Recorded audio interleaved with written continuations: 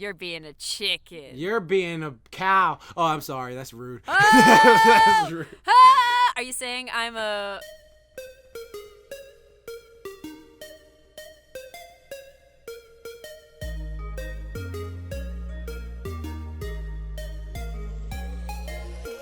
And whenever you're ready, Jordan the Great and Wise.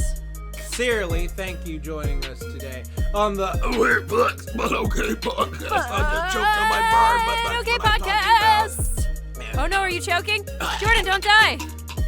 Jordan, please. Jordan. Jordan, no. I'm actually choking. Fuck. Oh, go. Oh, Katy, no. take over. Katy, Jordan. talk. Oh, everybody, really quickly, you need to send your energy to Jordan before he dies. Everyone. Okay. Okay, we healed him. So yes, hey guys, welcome to the Weird Flex But Okay podcast. My co-host here is dying, but it's okay because we're your comedy, weebs, workouts, and advice podcast where we answer your questions. If you'd like to submit a question, please email us at weirdflexbutokaypodcast@gmail.com. The music that you've heard in every episode is by What's My Name on Instagram and SoundCloud. Jordan, are you a corpse? I'm fine. I'm good. I'm good now. Jordan, no! Yeah, go. Everyone, I told you to send your energy to Jordan, and you have failed us. Nah, they helped me. I'm here. Okay, you're alive? Yay, I'm alive. How many fingers am I holding up, Jordan? 4 and a thumb. Damn it, you're right. Yes. All right. Then, Jordan, how are you doing? The thumb is not a finger. It's true. Is the pinky a finger? No. Yes. Yes, it is. It's because of the Yes? muscles in it, like Neil deGrasse Tyson. Ah, The thumb is interesting. actually not a finger. Give me a high five. Did you know that the high five is actually? Actually. Yeah, Amazing. I'm okay. So this is what you do with your time. I'm fine, I guess. Yeah? I'm good. I have good friends, so I'm good. I just got back from a horse convention, the final Me one. too. Oh, you did? Yeah. Oh, Dude, I really? think I saw you there. Really? I saw this other girl there who was like had freckles and was like 6'5", and I was just like, that can't be. And then I was like, oh Yeah, shit, that probably it is. wasn't me. That wasn't me. Yeah, it was. Like, cause it was weird, cause like I was staying in like this really cool suite, like with a bunch of people, and I think you were one of them, but I can't remember, like, if you were in the room. No, but that's so funny. There's a coincidence because I was staying in a suite too, and then I was like with like my friends Hero, Paleo, Z, and this other girl, and then there was this one girl who kept coming in the room and sleeping in there every night, who was like this 6'5" freckled girl. I was like, you look so much like someone I know, but it was weird. Like, what a weird coincidence.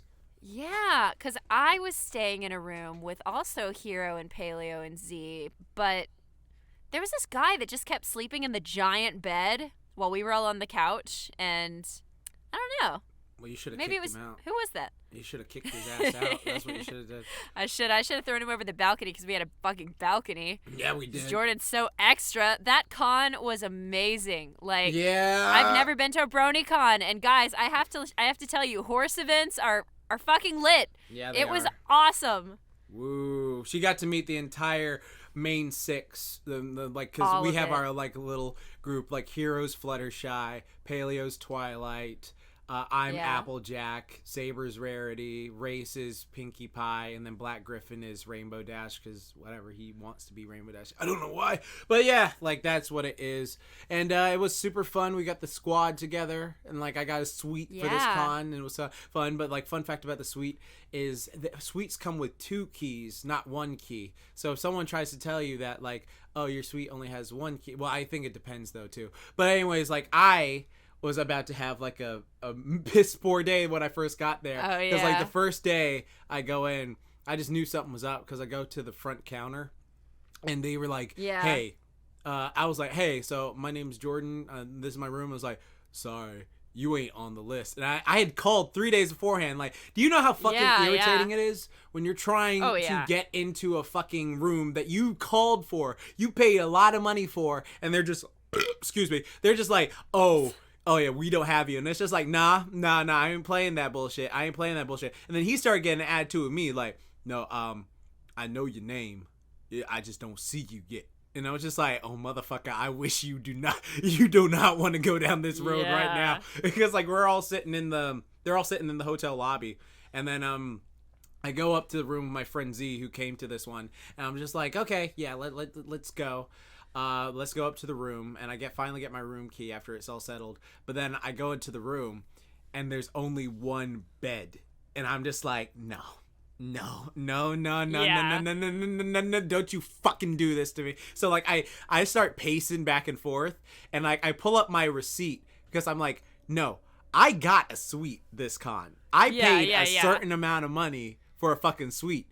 I know your ass is gonna give me that suite. And so I go downstairs again, and I call like the front desk, and I'm just like, no, I have everything here that shows I had a suite for this room, and if you're gonna say this to me right now, I am gonna go off on you. Like, it's just the person on the phone, because Z had to really calm me down because I was getting heated at this point. And so like I go downstairs, and I see the people. I see like all y'all sitting there, because all y'all are just sitting talking to each other, and I'm just like, nope, don't be rage, don't let rage come out, Jordan, don't let rage. And then I go down, I get my stuff, and I don't go to the guy. I just give him like the glare of the century. I've never glared someone down so hard. Like, I'm gonna fuck you up. If this was if the rules were old, I would have slayed you by now or some shit like that, because I was livid. God. And so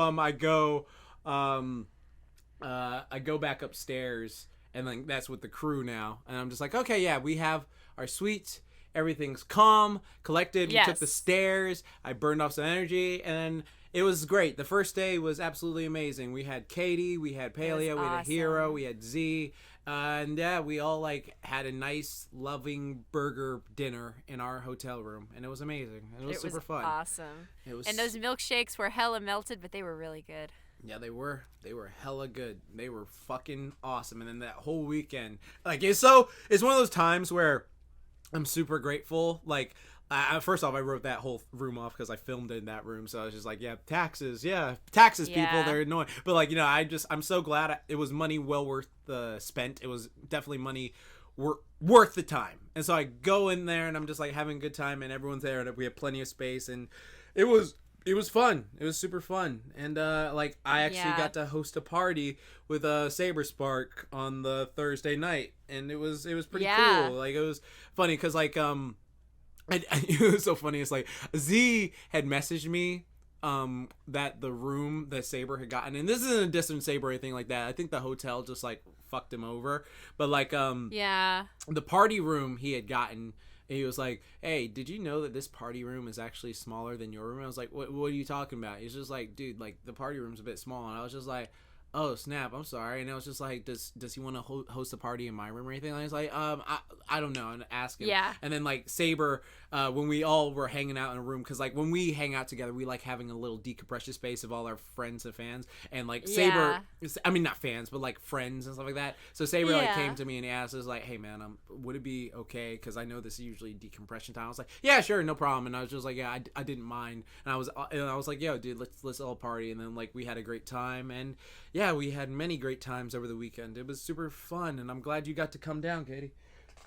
I know. I was so happy to be there, and all of the panels, all of like the community involvement, and that party was also really great. Everything about the weekend was really wonderful. I think the Riffing is Magic panel was a panel I didn't expect to be as amazing as it was. Be like strong. Just the energy. Be strong. Don't touch little girls. Be strong. Oh no. Like that. If AC Race Best posts the video from that panel, please watch it, because the Riffing is Magic panel was really magic.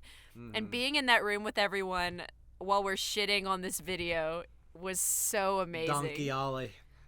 Donkey Ollie. Yeah. Bless Donkey Ollie. He was there when Jesus was on the cross, okay? Yeah, he was. Donkey Ollie was there, okay? He got beat up bad. Remember, he was all bruised. Donkey Ollie murdered Jesus. This is canon. Yeah, it is. It's canon. This is canon. Mm-hmm.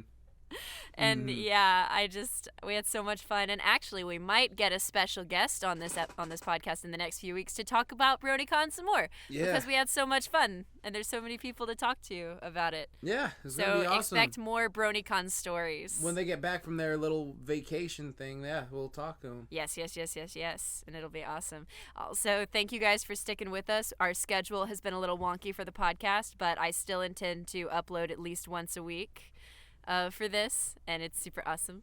And I'm really excited for some of the stuff we have planned. So yeah, just stay on board. We're having good times. It's awesome. Yeah, stay, people. And speaking of awesome, why don't we go to our first question, Jordan? Okay, Miss KaniDay. Okay. Take us away, a secret place, what is that song great called? escape. What's that song called? Shit. It's The Sweet Escape. Is that no? I thought Sweet Escape was woo yee. I think they're both called Sweet Escape. Well, that's stupid. How many songs stupid. can be at the same name? And then, honestly, like you say, a lot. That's so lame because like then you ever realize like because there was this one song I was like I don't know, It Ends Tonight or something like that, but there's another song like with the exact ends tonight. It ends tonight, or it's just like oh god, there was one I got stuck with. Anyway, I'm gonna get distracted on that. All right, hi, I like your guys' podcast. And I was wondering, if you were born into an anime or cartoon universe, what would it be? And I hope you guys keep enjoying what you're doing. Fire, thumb, Hell yeah. fire, thumb. Thumb, fire, fire, fire. Okay. Well, thanks, I very thumb, much fire, enjoy fire, fire. what we're doing. So thank you for enjoying what we're doing and giving us a question. So Jordan, yeah, if we've answered something similar in that, like, if we could like be transported into another universe, etc. But this one, you have to be born and raised in that anime universe. So like, it is your life. Like you're born there. Do I get to pick what race I'm born as? You're just gonna be you. You're human. Like, that's some bullshit. Or whatever the default, or no, I'll say whatever the default of that world is. So, for example, if it was the pony universe, you would be a pony. Whatever the most common default race is. So I have a question, but I'm born in this universe, right? So I'm assuming that means like I have no memories of this world I'm in right now. Exactly. Yeah. Okay, I have no memories of this world right now. Because like I think about like, oh, if I got transported to Pony World, like if I was born there and then like I had the same memories, I'd be like, oh fuck, I need to get on the computer, check Wi-Fi and all that shit. So I was like, okay. But then like Equestria Girls exists, so I guess that would be okay. Then hold on, think. You're born there. Yeah. Born and raised. Like, would you be part of a clan? You were just born into this universe, and whatever. And can you choose what you're like, what clan you're born into? Like, could you be born like, oh, I have a Byakugan, or I have a fucking Sharingan or something, or a Rinnegan? Well, you don't get to choose how you're born in real life, so I'm gonna say no. Well, that's just changed my answer. Oh, can I be born a Saiyan? You are just born default into this world, and if the default is these people are strong, then like. What about Saiyans? You know? Can I be born a Saiyan? I mean, probably not, because that's not like a default. Like, if you were born into there's that like world, so you'd many just be a Saiyans human. though. There's like so many Saiyans. Like I can count more Saiyans than I have fingers and thumbs. Like that. So I would say I'm trying to think of how to make it like fair. They're the default of their universe when you think about it now, because like how many Saiyans are there that you can just go, oh well, there's Goku, there's Vegeta, there's Trunks, there's Future Trunks, there's Goten, there's Kaba, there's Kale, there's Caulifla, there's Broly. Okay. So it's then just like, I guess we will say if you wanted to pick like the Dragon Ball universe, you can pick a planet, but you can't pick like I'm gonna be this specific thing. I can't be so I would be born on planet Vegeta as a human, not a Saiyan. But if you're born on planet Vegeta, whatever the default of what you're born as there is, so if it is Saiyan, then you could be a Saiyan. But you can't be like, I'm gonna go to Earth, be born on Earth, and I'm just gonna be a Saiyan, and I'm gonna this. Just like you can't say I'm gonna be born into the My Little Pony universe and be an alicorn. I want to be something OP because I like being OP in my universe. I want to be born as a god of destruction. No, you have to become a god of destruction. You can't be born as one shit. Yeah, I'm trying to figure out how to make it fair to the rules of that universe. I'm still trying to Monster figure mine Musume, because I could bang a bunch of monster girls. No, that's illegal in their universe. I don't want to just be born a human again. That's boring. Yeah. I'm trying to think of a world that it's maybe I could be born into the My Hero Academia world, and there's a very high chance that I'll have some quirk. I guess. But I want, like... Oh, man. I don't want a stupid quirk where it's just like, oh, well, that has no fucking purpose. Because you know what I like about One Piece? Well, I don't want to be in One Piece because it's dangerous. But, like, you know what I like is, like, they take powers that you think are lame. Like, I thought rubber was, like, that's just a stupid power. But the way Luffy uses it, I'm just like, that shit is the most busted ability ever if you know how to use it properly. So it's just like, I don't want something like, oh, I make bubbles. And then just normal bubbles. Like, I want something like, I can change the water in the air and make these bubbles. Like, I could bubbleize your blood or something like that. I want something cool. But, like, ugh. Yeah. Let's see.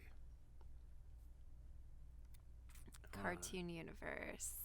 What, so you wouldn't be a gem? I think I might go to My Hero Academia world because there's a very high probability that I will be born with a quirk.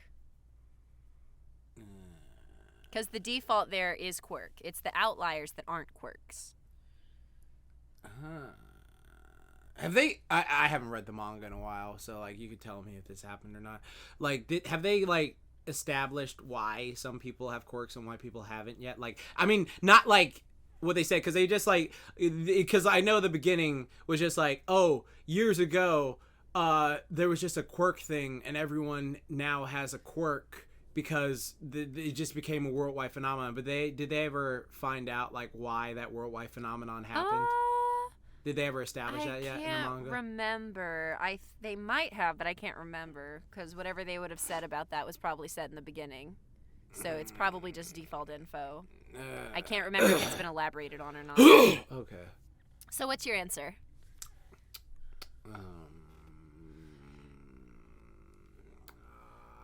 What you got? I'm thinking. Shit, this is hard because I want something that's cool.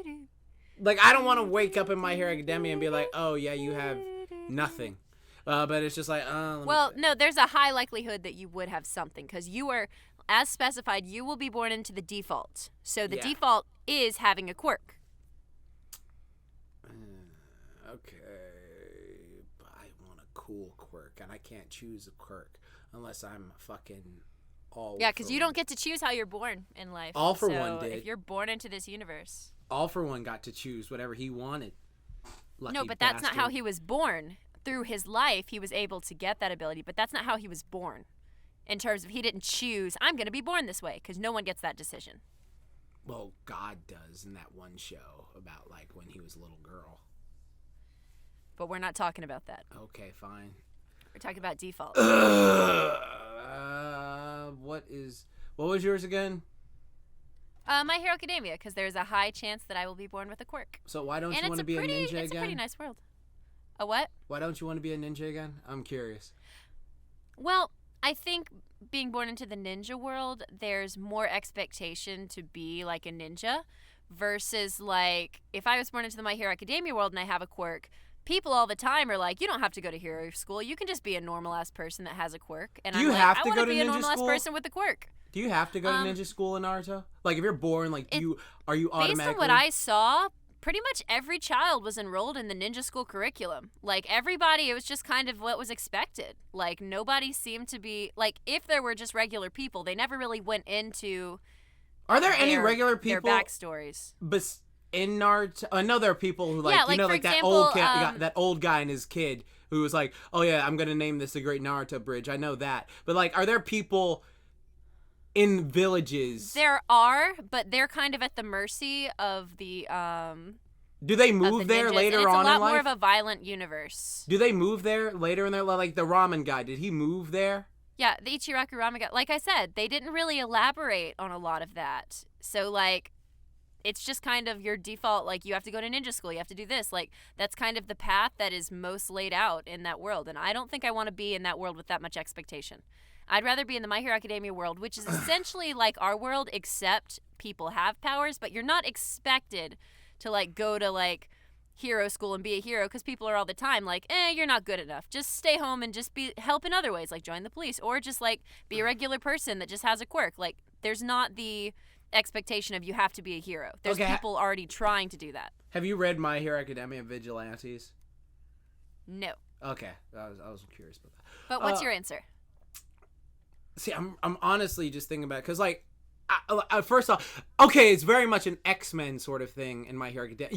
Yeah, stupid Jordan. Yeah, I mean, that's what it would be like. It's like X-Men, because it's like some people are born with mutant powers and some people aren't. You might get a cool mutant power, but like the thing with me is, I don't want a power that makes me deformed, you know? Like, you know how like there are some people who are like mutants in My Hero Academia, and it's just like they're like, you can't help the way you were born, and I don't want to be like, oh, I look this way and I don't have a mouth or something like that, or I look like this, because I don't know, it just to me but that's on the lower end of it. Like, most people just have kind of a weird random quirk. Like, we're default. Well, it's like okay, so let's take a look at like class 1A, right? You look at class 1A. All right, how many of them look like, you know? The majority of them are humanoid. Yeah, humanoid. But it's just like, okay, so like, okay, you've got Ayoma human. Looks human. Ida, Ochako, Deku, Bakugo, Todoroki, Jiro, Sato, they all look like normal. Or Kirishima too, and Kaminari, they all look human. But then you got like, you know, Tokiyomi and Mineta and Toru and Asui and Mina Ashida, you know, people like them. And it's just like, okay, well, they were born that way and they don't look superhuman. And I wouldn't want to look like that. We're going default, and the default majority is that you will look human and you will just have kind of a cool quirk. You don't know what it will be. It could be as OP as the ice and fire, or it could just be the bubbles. I mean, is it default human? Yes, though? when you look at like when you're watching it or reading it, the majority look human. There are outliers, but that's just it. They're outliers. Yeah, I'm sure. Like it's like Men in Black, where like the people have like this thing where like, oh yeah, this is my tongue. So, like, yeah. So yeah, you will look human. You don't have to worry about that. Okay. Fine. You know what? I choose cable switcher. I choose Channel Chasers. Yeah, okay. Channel Chasers. That's what's that? It's a show where you can go to any universe you want and have any power there if you're born in that dimension. Ooh. So there you go. That sounds cool. I don't think I've seen that. Yeah. Oh, that's awesome. I love that most of this question was spent like debating kind of like the rules of the world. Okay. Yeah. But it's perfect. But yes, now we will go to our next question. We have Channel Chasers and My Hero Academia. There's our answers. So, next question. How do you feel when there is a really good movie or show and a lot of friends have watched, but somehow you have never seen it? Do you feel great because you will be able to have a movie experience for the first time, or do you feel bad because you're not caught up? It depends on what the thing is. Like, I can't pull a Katy. For sure. I can't pull a fucking Katy and go, I'm going to catch up on all of One Piece within like 5 months or some shit like that. It's just like, okay, I don't have the patience to do something like that. So it really depends on the length of the show. Like if it's a show, like, for example, like there are a ton of shows where it's just like, oh, I've been with this since the beginning.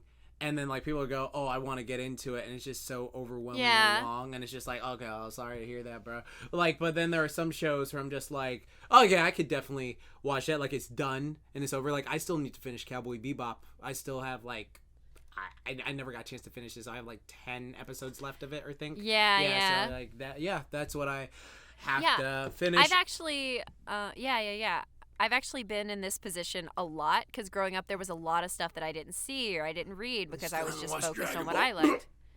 Yeah. Well, I watched a little bit. I watched the full season Dragon Ball. Okay, yeah. Yeah, I haven't seen all of that.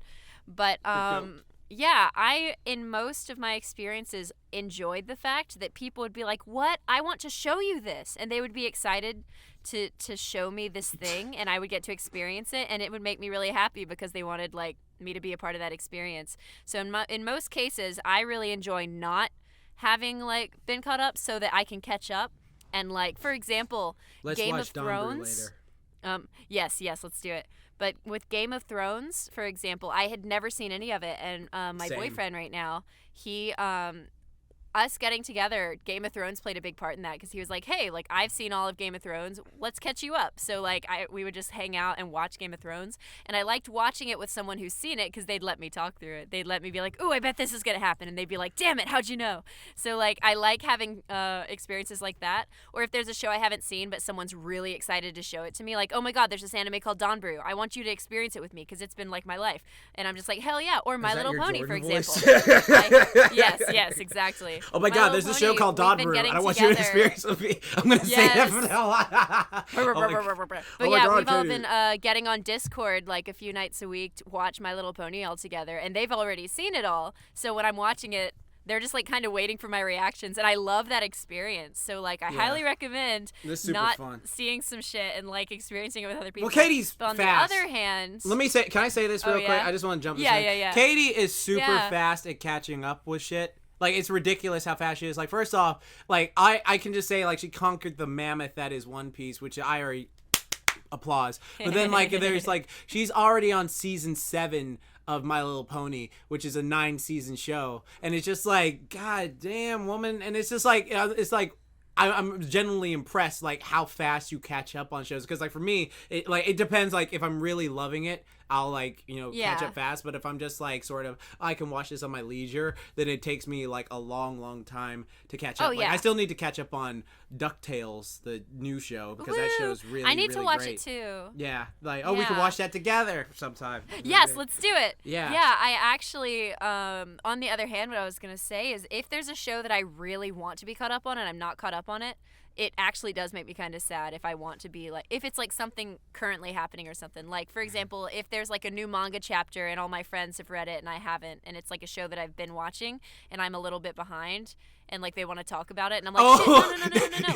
Like, I hate that feeling. Oh, no, you know what's great? Well, I know I hate that feeling too. Is where like you get someone into something, but then you fall off on it and you're like, yo, so you remember when this happened in this chapter and this happened? It's just like they've become like a bigger fan than you of the thing you got them into. And it's just like, I'm happy for you, but now I'm sort of like salty that like I haven't caught up to date. That actually almost happened. I have friends that have been reading One Piece like for years and they love One Piece and they've been with it through like all the big arcs and like huge things happening, and I almost passed them. I almost read more chapters than them, and then they were like, no, fuck you, and they read more chapters, so I couldn't pass them, and I was like, you passed me. Like, I'll take that L, like, the thing. I say it as respect, because like for me, I watched One Piece consistently. I can actually gauge exactly what happened. So I watched One Piece consistently up to Skypiea. Was it Skypiea? Yeah, Skypiea was the one with Enel. Yeah. Enaru. Yeah. Okay, so I watched it consistently up there. Then, like, I don't know, I had to move and I didn't get a chance to. And so, after that, all of my knowledge of One Piece came in, like, a bit of spurts. So it would be like, I could go through, like, for instance, Thriller Bark. I'm just gonna be real. I have no idea how that ended. I don't know who Luffy beat. I knew that there was a giant zombie.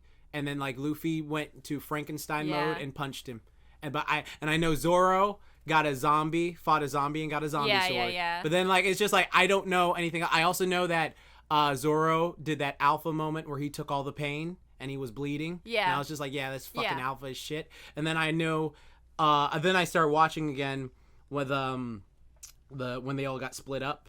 And they all, like, had to go, like, and live in their world and stuff like that. So I remember that because that's when I fell in love with Boa Hancock. And I was like, oh, bae. Yeah. And then I got up to that part. Then I watched in spurts again when, like, Luffy was in the jail trying to rescue him. Yeah. And then, like, I remember hearing, like, I was on an Ace video. And I was just watching Ace video, and then everyone was like putting sad emojis and stuff like that. And I was like, "What happened?" So I go back and I read the thing. I was like, "Oh my god, it's my favorite character." Know. So like, but then like, so good. And then like, I still have no idea how Blackbeard beat Ace. I haven't seen that fight all the way through. I know. The thing is, I know all the major plot points of One Piece, but I didn't watch it all the way through, or I did like, because the thing with me is like, if I love a show, The only show I like, I'm super, I can tell you anything about it is DBZ and Dragon Ball. Like, I can tell you, like, this specific time, this, or Dawn Brew, I can do that for those. But, like, there's times where I'm just like, okay, I'm not sure what happened. Like, I remember the whole thing with Neji spoiler. Yeah. Neji, something happens to him in the manga. He does. And, yeah, exactly. He's dead. He did. Well, yeah, if we're watching Boruto, you fucking ghost now. But anyways, like, for me... Yeah. I did not buy that for the longest time. Like, when it happened, I was like, you ain't fucking dead. Shut the fuck up. Because the Pain arc had ruined it. I know, right? The Pain arc was like, oh, we're killing off all these people. We fucking kill Kakashi. And I was like, holy shit, they killed Kakashi. He's dead. He's never coming back. And they were like, oh, Rennie Rebirth. Oh, well, that's kind of... By the way, whoopsie. What's up? No, I was saying, by the way, whoopsie. By the way, whoopsie. Yeah, exactly. Yeah, by the way, whoopsie. Because it's just like... Okay, well, that established to me that it's Dragon Ball rules and no one can really die then if you can bring him back like that. And it was just like the only reason Jiraiya didn't come back was because he was in the ocean. And then like Jiraiya too was another one. I didn't think he was dead because I didn't see a body. Because I'm very much a person, if I don't see a body, okay, I'm not going to spoil anything, but in Stranger Things 3, there's a certain thing that happens at the end. I'm just like, I didn't see a fucking body. So like, I don't buy this. My theory. Yeah, exactly. I was like, I don't see a body, so you're not gonna like show this to me. Like, unless I see like the corpse, like life leave the corpse of the body, I am not buying it whatsoever. So like, that's always been my mentality with shows. Yeah. And then like with Neji, it's like, I love you, Naruto. I love you, Hinata. And it's just like, shut the fuck up. You're gonna be alive after this. And then like the whole thing happened and it finished. I was just like, all right, go wake up Neji. Y'all stop playing. Go wake up Neji. Alright, yeah, y'all playing around, but you know you can wake his ass up. I mean, fucking 4 dead Hokages were here. Like, why can't you just do that? Like, I don't, like, I kept asking questions. That was more of like a jutsu that steals them from the grave temporarily. I know, and they don't have control. It steals them from the grave, but still, they're around. Like, Madara was able to do a lot with that. Like, honestly, I don't see why you would want to come back alive. Like, to me, I was just sort of like, okay, Madara, like, so you're telling me you don't feel anything? Like, you can just go through and blitz and you have unlimited chakra reserves? You want to be alive again? Well, okay. I think it was more like a puppeteer thing where, like, the Hokages were brought back, but they didn't have any autonomy over their body. They were, like, I thought they did. No, for that jutsu, they were, like, they were being forced to fight against, they were being forced to fight with Naruto? On his side? Naruto and them. No, I'm talking about, remember, like, they were on his side. They were helping him during the final battle. Because remember Minato and the third, and because the first, the second, the third, fourth, and fifth Hokage, they were all like, oh my god, we get to see Naruto again? Oh, wow, I can't wait to help him out. Because Sasuke and Orochimaru were like, yeah, let's all go help. And then they like went and they fought together. I don't remember the details. I just know when it first, you're thinking of the Orochimaru one. No. I know that also happened there, but I know in the big war, he did the same jutsu that brought them back, and they weren't allowed to control themselves. But then maybe something changed to where they could, but I don't remember the details. Oh yeah, okay, I don't remember the details because I know like Zabuza and Itachi and all them came back. Because at first they didn't have control over their bodies. Yeah, because like Itachi was like talking to Naruto when he didn't have control over his body, and they were fighting, and he was like, "Oh, well, I can't control myself, Naruto, but I'm able to talk to you and like communicate. Like, oh, he's alive, he's doing all this stuff." And so, like, yeah, that was great. Yeah. What were we talking about before we got into that tangent? What were we talking about? Yeah, the movie experience thing. Yeah. Oh yeah. So, anyways, stuff I haven't seen before with friends. Oh yeah, exactly. So, anyways, it really depends on what I'm watching. It really depends on like what I'm interested in. Like for example, I love showing people Spectacular Spider-Man because it's only 26 episodes, and it's like it was canceled sadly, but it's 26 episodes that I can show anyone and be like, yeah, you can catch up really quickly. It's always a big task when a show is like, I want to say 100+ episodes or something. Because, like, that's just, like, you gotta, like, that's gonna take some effort to plow through. Yeah. Because it's just like, okay, I can't just be like, let's watch it together because it's 100+ episodes and that's a lot of time to invest into a show and series and stuff like that. So yes. Yeah. So, but I mean, I like it for the most part. I still find it funny that I only watched the last season of Game of Thrones and that was the worst one. But, like, every other episode, I was just like, because I remember I watched this podcast called Double Toasted, or like they were originally called Spill.com back in the day. and they would always talk about fucking Game of Thrones, and so like they would talk about certain things that happened in the episode, and so I would just go look it up on YouTube, and I'm like, oh shit, that's crazy, man. But I never actually sat down and watched the episodes, and then I got to that thing, I was like, oh shit, oh wow, this is crazy, because I just wanted to make sure that my bae didn't die, and then oh shit, well that season honestly was odd. a really funny podcast idea, although it would take a lot of commitment to not actually watch the whole series. But what if you just make a podcast where whenever a big show that's really popular ends, you just watch the last season and review each episode as someone who's never seen it before?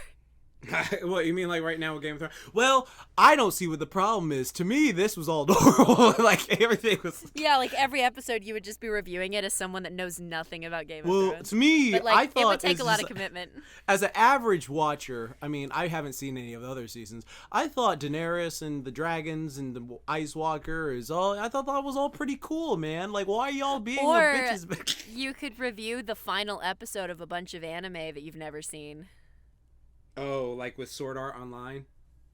Yeah, that happened with Sword Art Online. Sword Art, you can just... Well, not really Sword Art Online. Well, because what happened with Sword Art Online was Hero, our friend Hero, he like told me to watch I guess the first season is broken into 2 halves. So like he was like, watch the first part of this season when Kirito goes back, then stop and then just watch the final episode of that. You don't need to watch any of the fairy bullshit. So I never watched any of the fairy stuff. So like I watched all those episodes, cut off, then I just went and watched the very last episode where this like doctor was in the parking lot trying to stab them or something like that, and I had no idea what the fuck was going on, but I was like, oh well, at least they're happy together, I guess.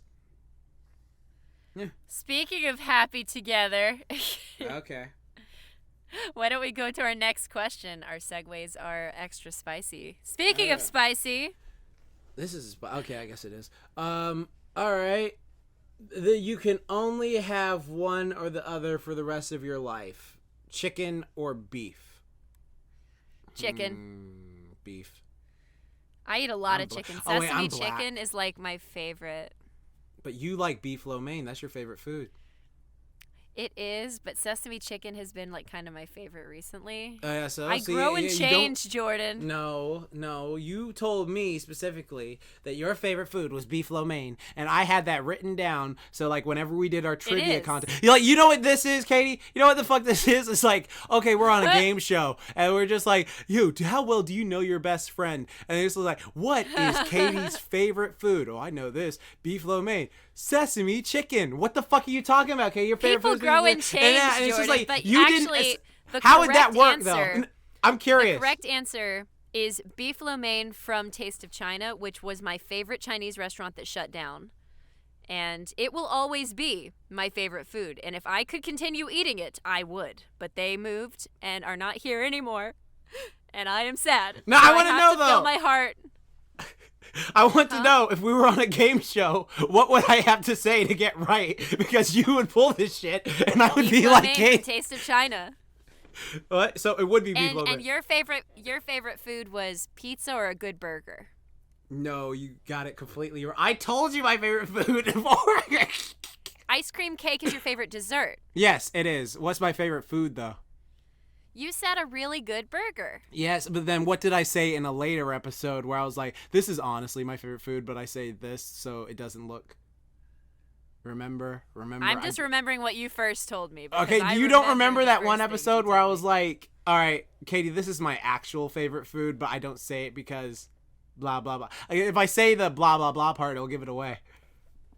I don't remember. I just remember you telling me it was a good burger. It is a good burger. I do like a good burger, but I know you're so close to getting, because I think it's like, I know for a fact, because I listened to it again, and because the whole segment made me laugh. It was in a previous episode of Weird Flex, but okay podcast. Subscribe to our YouTube channel, folks. Leave a comment. And so anyways, I said it, and you were like, oh, really? Well, I mean, I guess. I don't remember. Ah, Katie. All right, think Tell stereotypes. Me. Stereotypes. Fried chicken? From where? KFC? No, I can't eat that. because I'm allergic. Popeyes? Yes, there you go. Yes. Oh, love that chicken from Popeyes. Yeah, exactly. So my favorite food, You I did don't say like you like saying Popeyes. it because it's a stereotype, is like, okay, hi Kate, I love a good burger, and Whataburger is my favorite burger chain. I love it to death. Yeah. But if you're asking me my favorite food, fresh Popeyes fried chicken is just freaking, I'm black. It's just a thing. Like, our tongues naturally secrete a chemical which makes us enjoy fried chicken more. Then if that's your favorite food, why are you choosing beef? You should be choosing chicken. Shut up, Katie. Next question. No, okay, whatever. You've been caught. Shut up, Katie. God damn. All right, no, okay, so this is my mindset, okay? If I can only eat one for the rest of my life, right? I have to think of like all the variations of each. So it's like burger, steak, ground beef, taco. Like, I'm trying to think of like all the food variations I prefer with beef versus the food variations I prefer with chicken. Well, beef is in burgers, so you can never have a good burger again. But you already said your favorite food is Popeye's chicken, so... No. So I'm saying like this. I love chicken when it's fried and unhealthy, but I absolutely cannot stand healthy chicken. I fucking can't. I hate. I love healthy chicken. Dude, I love can't. Vegetables. Oh, fuck that shit. I think because I mentioned you before, love vegetables. I drink my vegetables. Yeah. Because I love crunching my the thing with me is because I did so much photo shoot stuff back in the day when I did my modeling stuff. Yeah. I had to do this meal prep thing where I would have chicken breast, broccoli, brown rice for every meal, and because of that, like after 8 fucking weeks of the same meal every single day, it's just like I don't want to look at it ever again. And it's just one of those things where, you know, when you eat something too much, it's like I don't like it anymore. Have you ever had that feeling where you eat something too much and it's just like I personally don't like it anymore as much as I used to? Or something like, for instance, when I was a kid, my friend had all these amazing Rice Krispie treats and variations at their house, and I had a limited supply of Rice Krispie treats for days, and I ate them for 3 days. But nowadays, if I smell Rice Krispie treats, it makes me sick. Because it's just like I ate too much. I ate way too much Rice Krispie treats, so it makes me sick. So that's what it is with healthy chicken. Healthy chicken to me is one of those foods. It's just like a wolf down food where I'm like, ugh, I really don't want to eat those. Just ugh. Yeah. Yeah. Well, then what's your final answer? Beef. Chicken. And I guess that's how it goes. So I'm going to take us to our next question because... You're wrong. You're being a chicken. You're being a cow. Oh, I'm sorry. That's rude. Oh! That's rude. Ah! Are you saying I'm a... No. I was going to say MILF because my mind went to milk, but then I was like, no, that's inappropriate. That's stupid. Anyway, next question. You Hi, guys. Wow. You whitehead.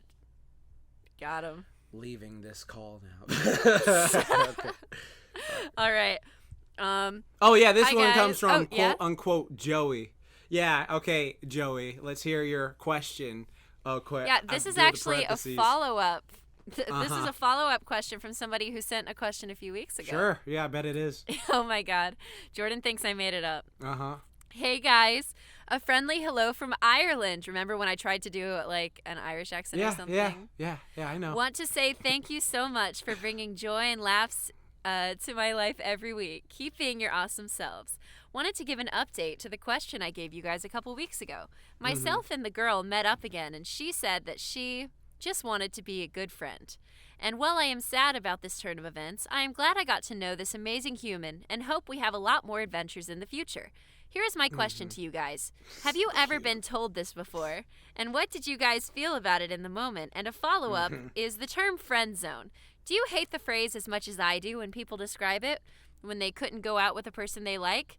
Thank you so much, guys, and keep being your lovely selves. From your Filipino-Irish fan, Joey. P.S. By the way, Jax, do not worry. I have a couple dates set up next week, so I'm not just sitting around being sad. Your teeth advice was golden. Yeah, my teeth advice is always well, quote unquote, Joey. I'm sure. Joey. Yeah. I'm happy for you, Joey. How do you feel about the word friendzone, Jordan? How do I feel about the word friendzone, Joey? How do you feel about it? Okay, well, you know what? I for the longest time, I was like, oh yeah, that's a sad thing to exist. But then I saw this. Have you ever seen that video by that French black guy about how the friend zone doesn't exist? I don't think so. Well, okay, we're gonna watch it after this. I'm gonna pull it up and we're gonna watch it together after this. It's a really great video, but it like basically breaks down why the friend zone doesn't really exist, and it's just like, shit, like that is such a valid, like it's such a good video. We're gonna watch it after this, Katie, so don't worry. But it's like, it's such a entertaining concept of just like, friend zone. It's just like, well, how are you acting? Like, did you show her like you were acting more like, I want to be this, or were you putting yourself more into I want to be this way? Because it's just like she didn't put you in front, you did. You put yourself there by like saying, if you acted like, oh, I want to be this way with you, then like it's just like, okay, that's different. Like again, I don't want to spoil it. Like I'll link it in the video, I think the description box. There's a negative connotation and entitlement to that word that I don't like. Because I think it implies that if a male and a female are just friends, that there's some type of zone that they want to be out of, or that it's not a place that's worth being. And I don't like that idea, because I think women should be perfectly allowed to have relationships that aren't based on expectations of fucking. Like, and the fact that there's a word called the friend zone used in a way to kind of put a woman down for saying, or a man down for saying that they just have a nice, friendly relationship with this person. I have found that kind of offensive at times, because I've tried. Mean like the sister zone? I don't know what that is. That's like when a guy is like, oh, I really like you, but I only like you like as a sister. And it's just like, oh, because I remember my female friends were like talking about this back in high school. And I was just he sister zoned me. I'm like, oh, what the fuck? And it's just like, he was just like, he likes me a lot, but he sees me more like a sister. I think that this zone, all of these zones are only applied if that person had feelings for someone. Like, that were more than that. So, because, like, for example, if I meet someone that is a guy, and I'm just like, hey, what's up? And they're like, hey, what's up? And we talk, and we have a good conversation, and nothing was discussed of us taking it any further than that, because I just genuinely wanted to talk to this person. Because when a man and a woman talk to each other, there shouldn't just be a default expectation of them fucking. And then somebody tries to say, wow, you friend-zoned him. That implies that that person only was talking to me with the expectation, and I put them in their place or something, when that is also disrespectful to them. So like, I don't know. My relationship with this word has been very interesting. Although I will say there is validity to the fact that maybe there can be a situation where someone has feelings for someone, and if they are communicated and stuff, then like it doesn't work out and you're just friends. I don't know if I'd necessarily use the word friendzone, because friendzone just has such a bad connotation, and I feel like it's used as kind of an attack on the person putting them there, or when they're not really doing anything, they're just living their life. And the fact that you're saying, wow, you put me in the friend zone, is implying, so you don't want to be my friend? All you see is that you're being put into this bad position, when is being my friend that bad? Like, wow, like, fuck off. I don't need you in my life if that's how you're going to talk to me. So that's kind of my relationship with that word. Sorry if it's a little aggressive. I'm sorry. But, Katie, then I'm sorry this podcast is over. Yep, folks, see it. Last episode. I can't believe you did this. Last episode. But what do you think about my perspective there, Jordan? Is yours different? Of like, no, it's just, as again, I've grown from being the little beta incel I was, where I was just like, fucking everything. So, like, to me, it's just a thing where God, I really wish I could just play the entire video and y'all could listen to it, because it's just so good. But it's just, I think that in the friend zone, like, if she just wants to, now, hold on now. There is some girls who will sometimes take a guy, because I've seen this happen, where, this is go along with friend zone thing, but like this is different, where they like will intentionally keep a guy around who they know likes them as like their future dick in a box, and that to me is like super toxic to do. So don't fucking do that shit. Yeah, and I think and both genders can be guilty. Yeah, of that. And it's just like that shit is just like, oh well, he's just a friend of mine, but like, you know, he's my dick in the box just in case. But when I'm drunk, like, I call him. Yeah, and exactly. When I'm sad, I can. Yeah. Yeah, exactly. Yeah, that definitely can happen. Yeah, so exactly. I just think, Situations like that only happen when there's bad communication and trust between two friends, though, because they have not been able to convey their actual feelings. And yeah. Anyways, dude. A lot of problems can be solved by communicating. Yeah.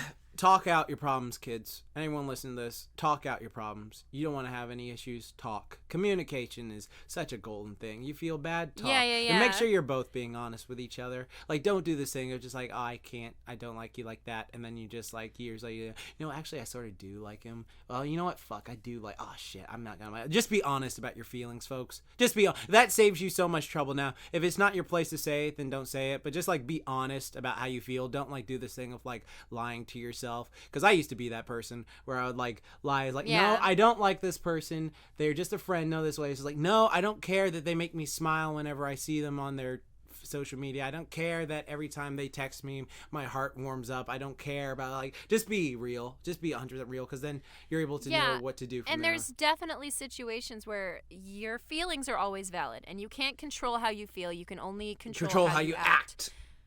Yeah. And so if there's some very valid feelings coming up, like, and you feel like you need to talk about them, then that's okay. And if the person's response is no, or I don't like that at all, and I want our relationship to be this, then you can have a choice there. Yeah. You can be like, okay, well, cool. I can only do this, like, these feelings are too strong and I can't be around you, and like, that sucks, because I've been in that position where somebody has said that to me and I was mad, because I was like, dude, we've never even done anything, and they're like, well, I just feel this strongly for you and I can't be your friend unless you're with me. And I'm like, what the fuck? Like, you were a great friend and we never did anything. That shit sucks, because why it's is this like happening? Yeah, because I can talk about that from like a guy perspective. It's just like, again, it's not something you control. It's just like how you feel, and it's just like you want to work on yourself. It's just like, oh fuck, I really, really like you, and the thing is, like, you're a good friend to me, and I didn't intend for this to happen, and I really did not want it to go down this way. But being around you makes me feel like this way, and I can't help it. I apologize. I can't help this, and so I have to distance myself from you because of that. And again, it's nothing personal against you. I think you are beautiful, amazing, stuff like that, but it hurts too much, and I apologize, but I gotta let you go, and that's just you gotta respect that. Like, that's why I honestly feel like, okay, I respect the fact that a person would say that and then walk away, rather than just like, okay, well, something like that. Because, and no, it hurts on both sides. It really hurts on both sides, because it's like, the girl is like, oh well, Jordan, really I actually have a question for you about that very perspective, because I've had that happen to me, where a guy has like come to me, like, and I could sense like that maybe like feelings were happening, but I was trying to give them the benefit of the doubt by saying, no, not everybody likes you, Katy. That's rude of you to assume they have feelings for you. Like, wow, like, just treat them like a friend, treat them like a person, because obviously just because they have a dick doesn't mean they have feelings for you. And then they came out like, oh, I have these feelings for you. And I'm like, what the fuck? Like, nothing has happened between us. And then I would get kind of upset. Like, we have not done anything. I've treated you like a human being. And they're like, I know, but I feel this way. And not that I would like yell at them or something, but these were just my inner thoughts. And so my question is to you, if you are friends with a girl and you guys are hanging out, having a good time, nothing has happened between you, nothing like physical or anything like that, but you start to notice that you're having feelings, but you don't tell her, you don't try to indicate it or anyway, but if she happens to pick up on it, even if, again, nothing has happened between you, would you think she's an asshole if she said to you, unprompted, hey, I feel like you're getting feelings for me and I don't want that. I am not into you, without you even signaling it to you, but she figured it out? Would you feel like an asshole? Or would you feel like she's being an asshole? Because I've had many situations where I wanted to do that, but I was like, no, that would make you an asshole, even though I could sense they had feelings. And I was like, I just want to be honest with them and say, no, I don't want this before it gets out of control. But how do I do that without being an asshole? Okay, so you're saying, like, the girl being an asshole in this situation, like, okay, so, like, you're hanging out with a girl, right? And then, like, okay, let me just pull up my little diagram real quick. All right, so you're, all right, I'm like, we're hanging out together. So, like, I'll just say, like, it's a boy and a Brad girl and hanging Samantha. out. Brad and Samantha. Yeah, okay, and I got my they've never two people. physically, nothing has sexual or whatever happened between them, but she's starting to sense that he's getting feelings, and he does have feelings, but he's not conveying them. He's not doing anything, like, he's not doing anything offensive. To put it out there, but she's sensing that he's getting feelings, and she doesn't want to lead him on, so she is sensing the feelings coming, should she wait for him to make a move before she downright says, hey, stop? Or should she say it before it gets out of hand? Hey, I feel like this is happening and I don't want this to happen. Well, again, this is... I'll look at it from the guy's perspective, right? Because like I've been like around like a variety of women where it's just like, oh, I really like him, but I'm not gonna make a move because I make him uncomfortable, and it's just like I notice these feelings happening, but I'm not going to act on them, and it's just like, okay, like if I'm not like, you know, doing flirty stuff or talking to the person, and if she sensed them and like, said, then hey, she, like, I feel like you're getting over. these feelings. No, like if she was just like, Jordan, can I talk to you for a second? And she was like, all right, I have a question for you. Do you like me in a certain way? And I'm just like, what? Like, do you? And what if you? And if you did, I'm talking about a situation. I know. Did. Let me say my part. Yeah. Okay. Like what I'm saying is this. Like I'm taking the entire situation how I would live through it because I have lived through it a few times. So it's just like, no, I mean, like this is how I'm going guide my way through it. So I'm feeling, but I'm like hanging with my friends, not doing anything, not talking to her or making her feel any way. But then she like somehow senses like, okay, you have feelings for me. So we go like, hey Jordan, can I talk to you real quick? Oh yeah, sure. What's up? And so I go out hallway. Hey, how's it going? And he's like, I have a question. Do you like me more than just a friend? And it's just like, this is what I would say. I'd be like, I think you're very attractive and I do like you a lot, but I respect you and I'm not going to make a move that would make you feel uncomfortable or anything like that. And then if she was just like, okay, I'm not interested in you at all. I don't want anything to do with you that way. I just want it to be that way. And I was just like, I feel like if I was the one who like straight up said like, I think you're this way, but I'm not making a move. I'm just trying to be respectful, mind my own business. That's it. Like, don't worry about leading me on, like, or anything. I'm not thinking that at all. Then I would be a bit, like, taken back. I was just like, okay, I literally didn't make a move on you. I'm not trying to make a move on you. I'm just trying to mind my business. Because, like, the thing is, this is the biggest thing right here is... You cannot help your feelings. You only control how you act to them. Like if you like someone generally and you don't know why and it was just never a thing and you cannot like you know for a fact if you bring it up it's going to cause more shit, right? Then I don't think like I don't see an point in bringing it up because I feel like okay, let me just look at this like fully again. So like if I'm going up to a person who I've developed feelings for, I know I've developed feelings. I'm like, oh shit, I have this crush, but I'm not gonna act out because I respect them as a person, and I'm not gonna go up to them later like, oh, I have feelings for you or anything like that. Then, and they bring me out in the hallway and they ask me straight up, and I say, yes, I do like you this way, but I'm not trying to make a move or make you feel uncomfortable or anything like that. I can't help it. It's just the way feelings work. That's why I'm just trying to have a good time. And then they went off on me. I'd be a bit like, from my perspective, I'd be a bit like, okay, well that would just, it would help me like not went like off on you, but if they just said, hey, I'm sensing you're getting these feelings and I just want to shut them down immediately. I'm not trying to be disrespectful. I'm just trying to say I sense this is happening, and if it is, I want to cut it now so that I'm not leading you on. I mean, like again, I'm saying from my perspective, like if they said like, oh, okay, I'm just trying to cut them down. Like I'm not, because one of my worst like fears is like, has okay, been yeah, like, this is I don't want to lead like, somebody on. And when I would sense somebody's getting feelings, like, oh, sorry, you cut out. No, because like what I'm saying is this: like if I am like confronted and saying like, all right, do you like me? And I just say, and I'm just upfront and honest, like, yeah, I think you're attractive. I like you like that. And then they say like, well, I don't like you at all like that. And I don't want anything like that. And I'm just like, okay, yeah, I can understand it and take it. But if they like have like a tone of just like, oh, well, no, not at all or something like that, it's just like, well, okay, go back to that first thing that you said. So if somebody did that and then you said, okay, yeah, that's cool, and then you guys moved on with your business, you wouldn't feel like they were rude or disrespectful by just pulling you aside, telling you that I sense you have feelings and I want to cut this in the bud. You would take that respectfully. Okay, if they are, again, if I'm respectful to someone who's respectful to me. So if someone is like, I don't know, like talking down to me in the sense of just like, oh, no, then I'm a very, like, Katy, you know me, I'm a very much like, okay, well, nah, like that was just uncalled for. And then it's just going to start a little thing back and forth. And then I'm just like, okay, well, fine, fuck this. So they shouldn't bring it up at all. So if the girl senses that you have feelings, and they should just say nothing and just no. This is what I'm saying. this is what I'm saying here. I want to make this perfectly 100% clear. Okay. If I'm going out there, like this is, I'm just gonna go beat for beat exactly how this would happen to me. All right. So, a girl asked me out into the hallway. She says, "I sense you're having feelings for me.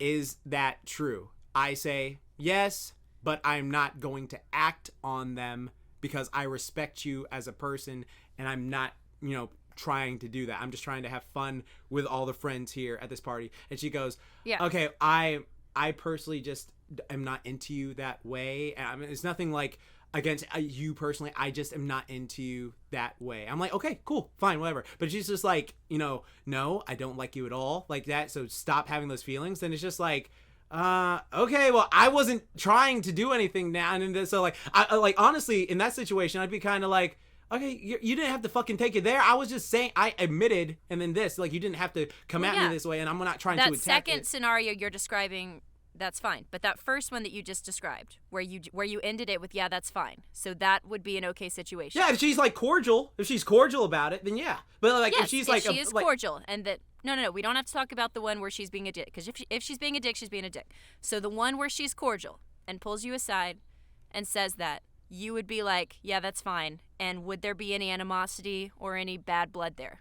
No, if she's cordial. Again, if she is cordial, then it's just like, okay, yeah, no, that's fine. And then I just get on with my life and I can go back to party and it's easier to do. But again, like, okay. Yeah, exactly. That's my biggest thing. Because I've been in situations where I wanted to do it cordially, but I felt like if I even brought it up, they would be offended by me assuming that, even though I knew it was true, and then it would always turn out to be true because they would come to me later and I'd be like, "What the fuck?" Like, because, yeah.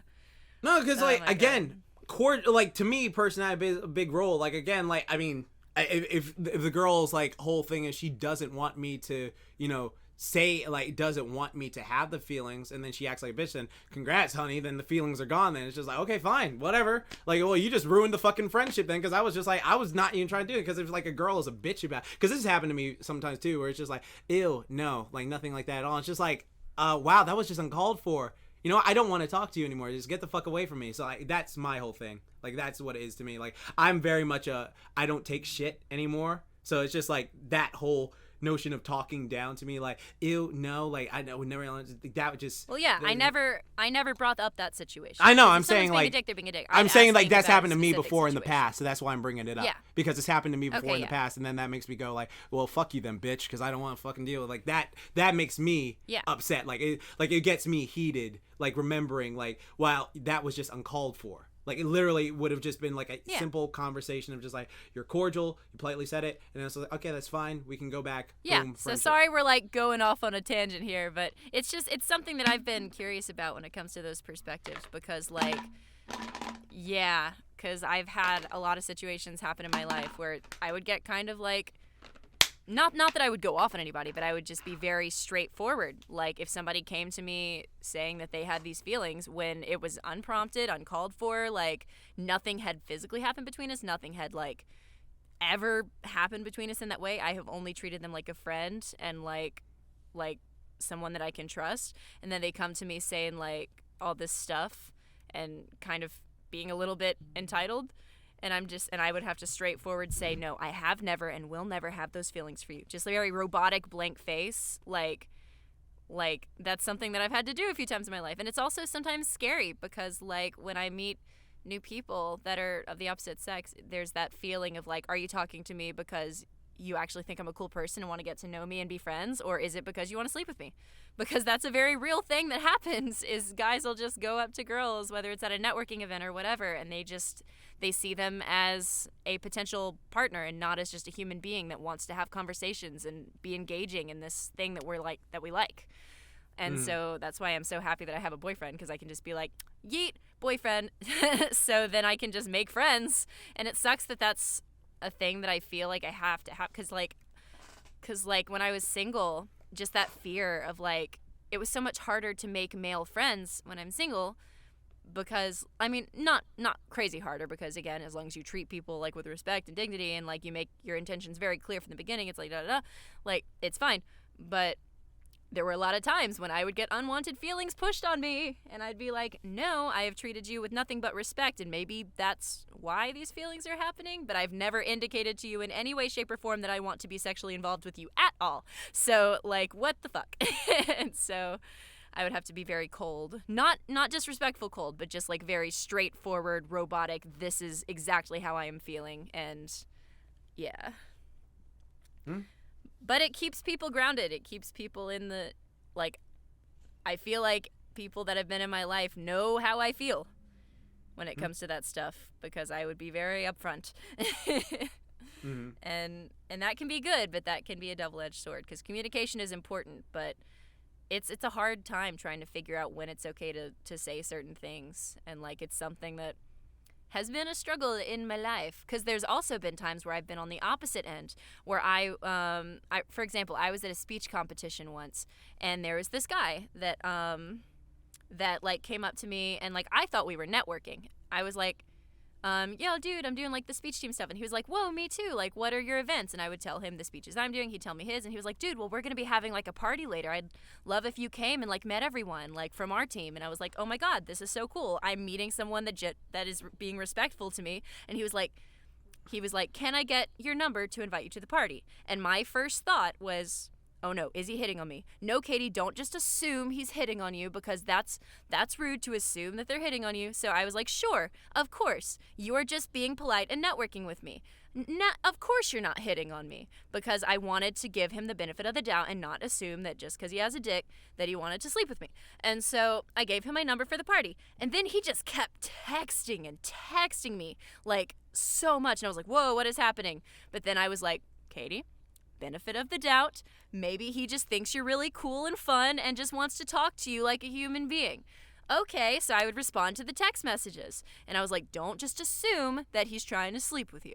And so I was like, trying to push that thought away. Like, I'm just going to treat him like a human friend that I want to have. And then when we got to the party, he, like, starts touching my back. And I'm like, okay. He's just welcoming me into the party. This is fine. But then I start noticing that all of his friends are kind of, like, looking at me and kind of whispering, and he's, like, trying to sit next to me, and I'm like, oh no, okay, how do I bring up that I have a boyfriend without being that person that's like, so my boyfriend, because, of course, you hear the stereotypes of, like, women that, like, immediately talk about their boyfriend, and, like, I was afraid of being that person, of being rude or being an asshole or whatever, so I was, like, trying to figure out how to say I have a boyfriend in this situation, and I'm like, oh my God, am I leading him on? What the fuck? I thought we were just friends. I thought we were networking. And he's, like, sitting really close to me, and I'm just like, oh my God. And so we start playing this game where everybody does, like, 2 truths and a lie or something, and I make one of mine, like, I have a boyfriend that I love very much. I have a dog. And I went skydiving once, and this was a long time ago, and then everybody just kind of looked at me, like, with this shock.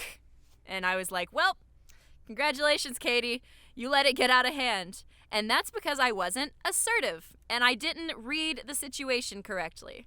When it sucks because you want to be a person that gives people the benefit of the doubt and not go into stereotypes and not go into, like, the stuff. But sometimes it's okay to have, like, a little bit of caution that sometimes something might be happening. And I wanted to be 100% like, I'm not going to stereotype this guy. I'm not going to do this or that. I'm not going to just assume because he has a dick that he wants me. But, like, that was what was happening. And it was very frustrating because I didn't know how to convey that without being the asshole that just brings up her boyfriend the minute you meet a new person. Like, is all this making sense, Jordan? I'm just listening. Go ahead. Yeah, I feel like you need to vent, so I was like, go ahead.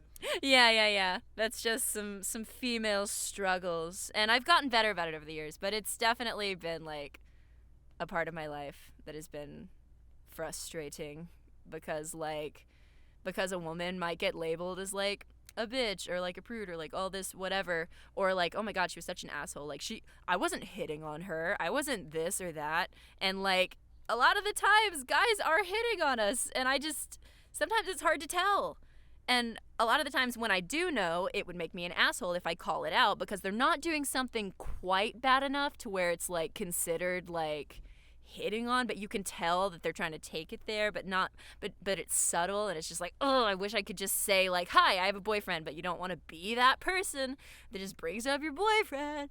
So yeah, that's my life, and that's why I love you, Zach. You're amazing, and I've learned to be more assertive, and I've learned to be a person that brings that stuff up more quickly and realize, if somebody is offended by the fact that I'm just being honest in a situation and doing my best to make sure I'm considerate of their feelings, and they still get mad over the fact that I'm taken, I'm sorry. Like, that's their problem. That's been a lesson that's been difficult to learn. And so that's my story of being on both extremes, of trying to be 100% not assuming to wondering when I know when I should say something. Yeah, that's why I wish girls, because again, like, it's very much like the guy has to ask the girl out, the guy has to make a move on the girl, which is bullshit, and it's like stupid. So it's just like, if you like someone, tell them and do the fucking move yourself, because it's so fucking annoying when it's just confusing and you both like each other and you can't tell, or sometimes one side's or the other, and it's just like and then it's just like, because we're in this freaking era where if like any talking balance, because any time now it's just like, oh, I feel bad because it's like, oh, is she gonna feel offended if I do this or something like that? Because like, again, like, I see your side, Katie, and I'm also on my side too, where I'm just like, all right, sometimes it's just like, okay, you like a girl and you want to, just make it clear, like, okay, I want to just ask you out, and then sometimes it goes well, sometimes it doesn't. It's just like various, it's never like a thing. Like, this whole thing is like very much a men's side and a women's side. Like, I'm talking for the guys right now who just like, who want to be like, oh, we like this girl a lot. I don't know, like, all these stupid, like, things are telling me, like, I have to do this and act this way to get her attention or something like that, like me. And then, like, I see your side, too, from, like, the girl perspective of, like, oh, I just don't want anyone to talk to me. Not anyone talk to me, but, like, I don't want someone to go out my comfort space and stuff like that. And it's just, like, a whole awkward can of worms. Because I'm saying, like, from my perspective, I just wish girls would be more upfront, like, oh, yeah, I like you. But, like, if I'm, again, like I'm saying, my whole thing is just, like, if I'm confronted, if a girl ever confronted me and was like, do you like me that way? It's just like, oh, I think you do, like, this way and this way. And, like, the whole thing, like, for instance, like, I'm glad we can talk about this openly, because we're not fighting people. Yeah. Listen to the podcast. We're not fighting. We're having all the time. Yeah, because, like, me and Katie had this talk, like, in December or something like that. It's just like, we were talking, like, oh, I've never, like, done a move, because it's just like, she's my friend. I respect her. I respect Zach. I think she's great as a friend. I'm never going to do that. Now, does that mean I don't think she's beautiful? I think Katie is. I can clearly see she's one of the most beautiful women I know. But it's nothing that I go oh God, I'm gonna go, like, oh God, Katie, I love you so much. Don't people get with me? I have abs. And, shit like it's stupid. Like, I'm past that point of my life. It's just like, no, I can identify the feelings and stuff like that. And so I've never, like, gone like, oh well, I have a crush, and so I need to just get away. It's just like, things happen. Like, that's the way it is. Like, with various people in your life. Like, it's just like, my whole philosophy is this. Like, this is my life philosophy. It's been this way for years. Is don't start nothing, won't be nothing, right? So, like, if I'm just minding my business, not trying to do anything to no one, and it's just like, oh shit, you, hey, guess what? Your body's just like, hey, guess what? Oh, what's up, body? Crush. Fuck. And it's just like, okay, well, whatever. I'm not gonna when is the best time to bring up, like, if you're talking to a girl, when is the best time for her to bring up that she has a boyfriend, or that she's not interested in, like, I mean, no, it's easy. If you're, No, to me, like, I think it's, like, a pretty easy thing to do, where it's just like, so, like, like, I'll say hypothetically, if I had a girlfriend, like, a girl was talking to me, and then she was just like, hey, so, like, have you seen this show? Oh, actually, my girlfriend got me into it. And it's just like, boom, right there. You just put it out there. It's then, like, I just find, like, a simple... And you wouldn't feel like she's being an asshole bringing that up and assuming that you're... How is it... to me, it's only an asshole if it's just, like, every fucking conversation topic. It's just like, so, how are you doing today? Well, actually, my boyfriend got me this lunch topic. Oh, so, like, well, what, how was the panel today? Oh, it was really good. My boyfriend actually would have liked it a lot. Because it's just like, okay, now you're okay. overcompensating. So it's the amount of times. Yeah, because like, because I've been in a position where somebody's like, wow, you really brought up your boyfriend quick there, and I'm like, what? I purposefully waited a long time to say his name. Exactly. No.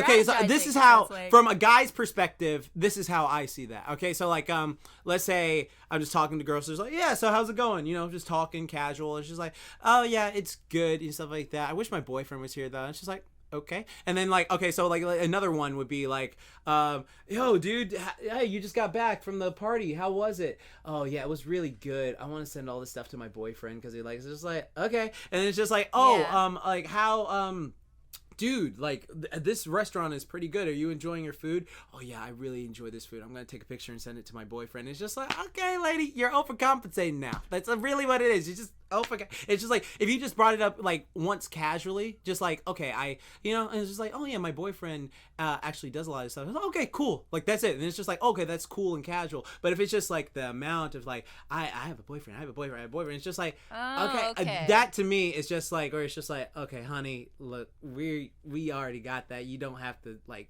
it feels like very much like it's just overcompensating. Because like, from the woman's perspective, there is that very real fear, especially in like a networking situation or like where you're trying to make friends and stuff. There can sometimes be that fear of like, oh, this guy's only talking to me because he sees me as like potential this. And if I bring in my boyfriend, they're just going to leave and stop talking to me. Which one, if they're that type of person, then fuck them. You don't need them in your life. But two, like, it can just be kind of like a frustrating situation that sometimes a woman's body or relationship status is brought unnecessarily into a conversation when it shouldn't be relevant. Like, for example, if I'm at an anime con and I'm just trying to talk to people about fucking Naruto, then I just want to be able to talk about that. You have a boyfriend, though. Yeah, you can't fuck like, Naruto. Naruto's I can fuck as many pieces of paper with ink on them as I want. Sue me. Zach, you hear your woman right now?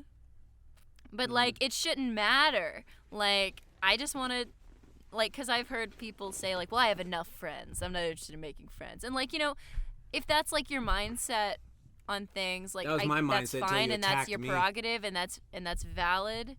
But, like, if you're just talking to a human and then you hear that they are taken and you're just like, oh, fuck whatever, you. I'm not gonna talk to you at all, or fuck you. Like, drops the fish tank, fuck you.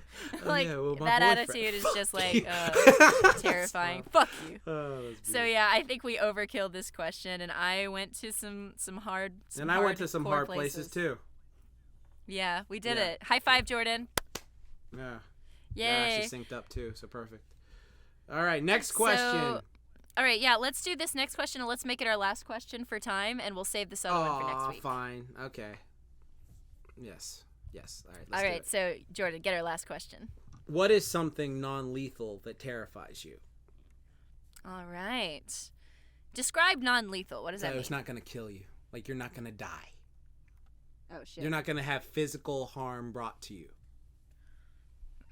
Or non-lethal only means it won't kill you. Yeah, you're not going to have physical harm. Like, okay, like if a dog bit me, then it's just like, okay, I could get rabies and that does physically harm you. Yeah, and it's like, that's what I'm saying. I would so consider nothing that lethal. Okay. So it can't be anything like torture or like that, because that actually can physically harm you. Yeah, exactly. Okay, so non-lethal, so won't physically harm you at all. Let's see. Well, no, most of my fears that won't kill me are just pain-based. Can you think of an example? Yeah, but it's sad.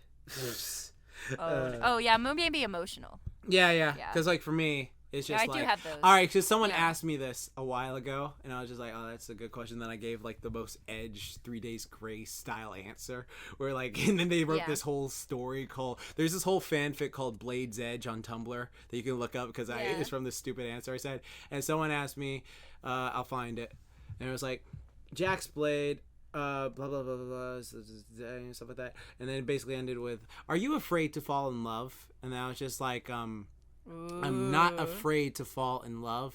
I'm afraid of being the only one who falls.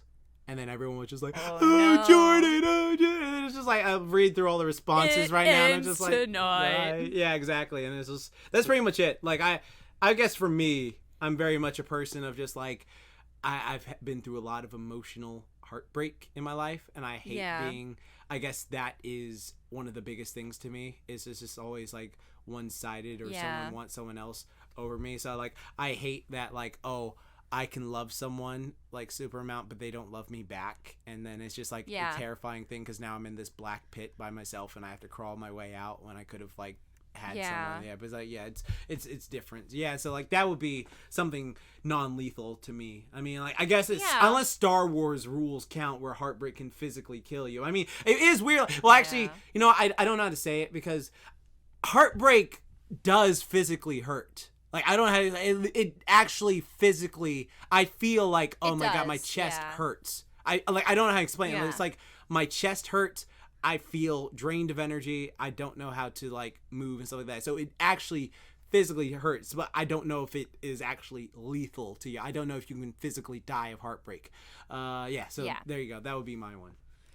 Yeah, I think mine is also just like people fading from my life, like without telling me, like ghosting me, and like not knowing this is the last time that I'm gonna get to see them. Mm-hmm.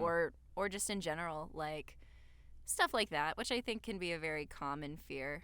Or like the fact that you love someone and then one day they're just like, I don't love you or feel that way about you anymore, or maybe I never did at all, or like this or that. Like stuff like that is a very real fear, but it's also a very real risk that you take when you are loving. And so it's something that's always been there, but I've never let it be more present than the actual love that I'm getting. And so it's definitely there. But also there's the fear of like mortality, in terms of like people that I love not existing anymore, which everyone deals with. But it's still like scary, because I've never truly lost like a family member that I was genuinely like, this is my person. I've never lost a person that had that much meaning to me to death. Like I've lost pets that meant a lot to me, but you know, growing up, and like, but I've healed from that. But like people, that terrifies me. Yeah, it's definitely very real. Oh, I'm sorry, can I just piggyback off that really quickly? Yeah. Like, I love my dog to death, and I know that like, because I've had pets pass away before, like when I was a kid. Princess like, too. Yeah, when I was a kid, I had a boxer named Buster, and I loved him to death. But I was like, I won't say like, I had him from when I was like 1 to like 4. Then we moved to America, and sadly he died because he got bit by a poisonous spider, and he died. But I was too young to comprehend it. And then like my other dog Harley, he was very he was just an annoying dog, but I never knew him. And then we had to leave him in England, but he was always like a little bit of a shitter, so it's just like, okay, we just left him there. And then he's just, of course, he's passed on now. But then like this, I've had Rambo since he was a puppy, and I don't know. And like, you know, like you read up on like, oh, not bulldog, boxers only live for this certain amount of time. And then like, I just think of like the pain of just like losing him. And then like, and then also I have like friends who I have like a lot of friends who like have dogs that are like in their like later years, and like a part of me is just like, oh, I'm so happy I got to meet this dog. And then like I generally have like secondhand anxiety and like ready to like cry with them, like just thinking like, oh, the dog's lifespan is this amount, and I don't know how much longer they have left.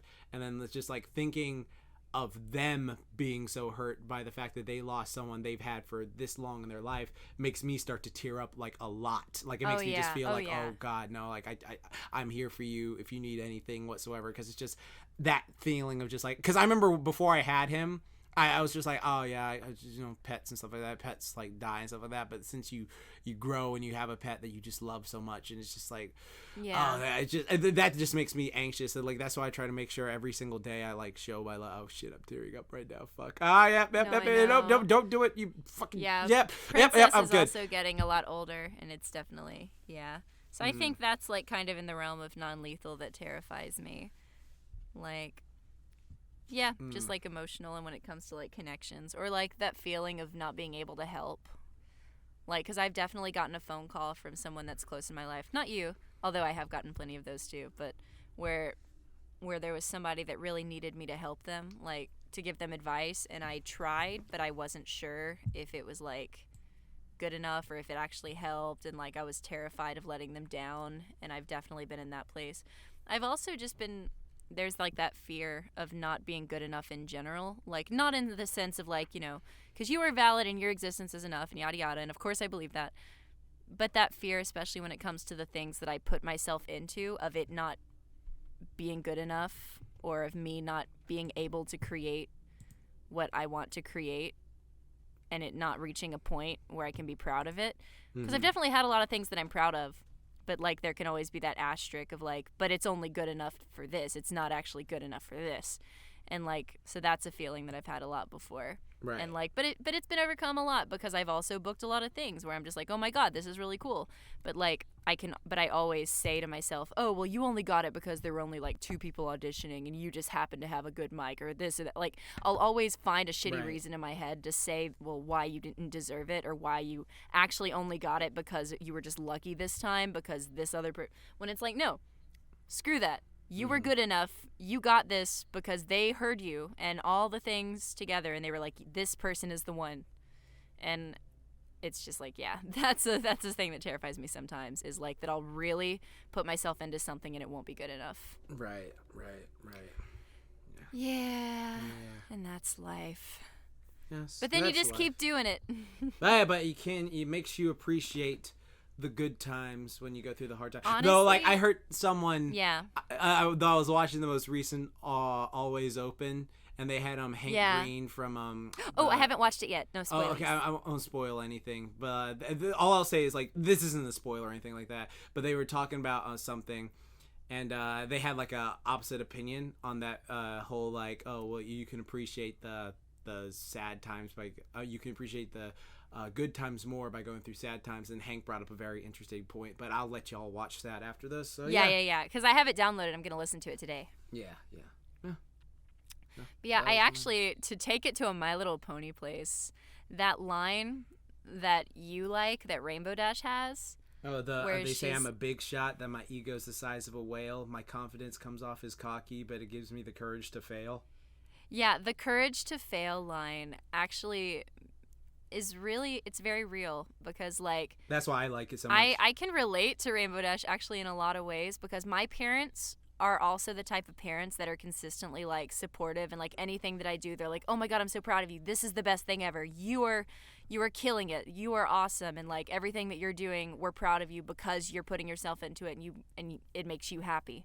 And like, because I had people like that consistently in my life, whenever something doesn't go right, my first thought isn't, oh God, I'm worthless and should quit. It's, oh well, this one didn't go right, but this other one did, let's keep doing that. Like, so it was actually a very realistic episode seeing Rainbow Dash's parents, because I very much related to that mindset Rainbow Dash was in, where it's like, oh my God, well, stop. The flawless episode. Yeah. But then like you realize like, wow, like the people you surround yourself with and the mindsets that you surround yourself with are actually what kind of make the person that you are. And they kind of frame your experiences and your mindset towards things a lot of the times. If you surround yourself with people that are negative or talking you down or not supporting you when you succeed, like that's going to get in your head, and you're not going to succeed because you're surrounding yourself with people that don't want you to succeed. And no one is truly self-made. Somebody had to be, like, you had to be motivated. Somebody had to, like, you need love. You need encouragement. That's why I really like Asta from Black Clover. Like, it's just because there's a moment in Black Clover, like I know a lot of people like make fun of him because he's like just screaming all the time and stuff like that, but then like there was this one episode where he had this injury and they were like, oh, you'll never heal from this injury, and he's just sitting by himself, and you think like, oh, he's gonna be crying, and like all his group is watching him, and he's just like, is that all you got for me, Destiny? I don't care. I'm not gonna fall again, stuff like that. And you basically learn that the reason he screams and yells all this never give up stuff is because he's not trying to convince anyone else. He's trying to convince himself, because he has no magic power. He is like, in this universe, he's pretty much like considered quote unquote worthless, and so he's had to work his ass off every single day to be worth a damn. So like every time he's screaming and yelling, and like that spoke to me a lot, that he wasn't trying to convince anyone else, he was just trying to convince himself. And like that's like a big thing to me. Like I like that a lot. Oh man, so deep. Yeah. And I think that's a really good place to end today's episode. Okay. Good episode. Leave a comment down below. Yay. Make sure you leave a comment. If you don't leave a comment, I'll come to your house and eat your cat. All right. Yes. Go. Leave a comment down Jordan, below. Let us where know can they where find they can you? find you. You can find me at Jaxblade Fitness on Twitter, Jordan Jaxblade Downs on Facebook, Jordan Jaxblade anywhere else because I'm Jaxblade. You can find me on YouTube, Jaxblade, anywhere, Jaxblade. Where can they find you, kid, cat? I'm calling whatever. You know what you can find me at KaniDay Official on Twitter and Instagram, and you can find me at KaniDay Cosplay on Facebook. You can find me with Kruby Productions. We're going to be releasing some cool stuff soon. I just started a new podcast called Perpetually Ajar. That's going to be posted next week. It's not out yet. I listened to the trailer. To the trailer. Yes. And you can also find me on Dr. Crafty on YouTube. And that is a wrap. Thank you so much for listening. We will be back next week with some more BronyCon stories. Yo, Captain could play. I'd be like, yo, Pelly-Vu on Glade. Now that's a wrap. Peace. Ba-da-ba.